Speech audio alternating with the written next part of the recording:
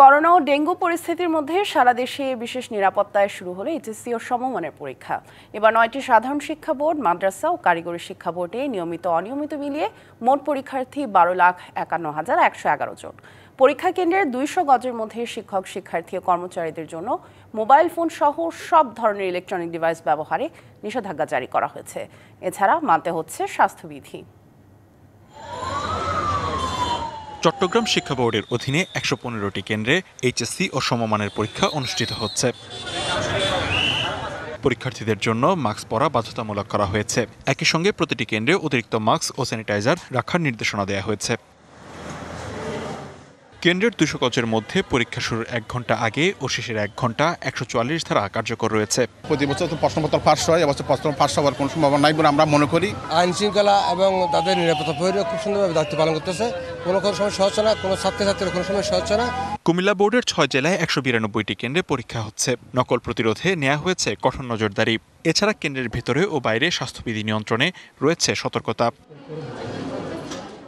প্রথম দিনের বাংলা প্রথম পত্রের পরীক্ষায় সিলেট বোর্ডে অংশ নেয় ৬৯,৬৮৩ শিক্ষার্থী। মনিটরিংয়ে বোর্ড ও শিক্ষকদের সমন্বয়ে 29টি ভিজিল্যান্স টিম কাজ করছে। শাইনি চুলে এখন হবে সব হেয়ারস্টাইল। সিল্কোর দ্বিগুণ শাইনি চুল প্রতিদিন। বরিশাল বোর্ডে 144টি কেন্দ্রে পরীক্ষা অনুষ্ঠিত হচ্ছে। করোনা ও ডেঙ্গু সংক্রমণ বেড়ে যাওয়ায় শিক্ষার্থীদের মাস্ক বিতরণ করা হয়। এছাড়া কেন্দ্রে প্রবেশের আগে শিক্ষার্থীদের হাত ধোয়া সহ হ্যান্ড স্যানিটাইজার ব্যবস্থা করা হয়। রাজশাহী বোর্ডে অংশ নিয়েছে 8 জেলার 1,33,252 পরীক্ষার্থী।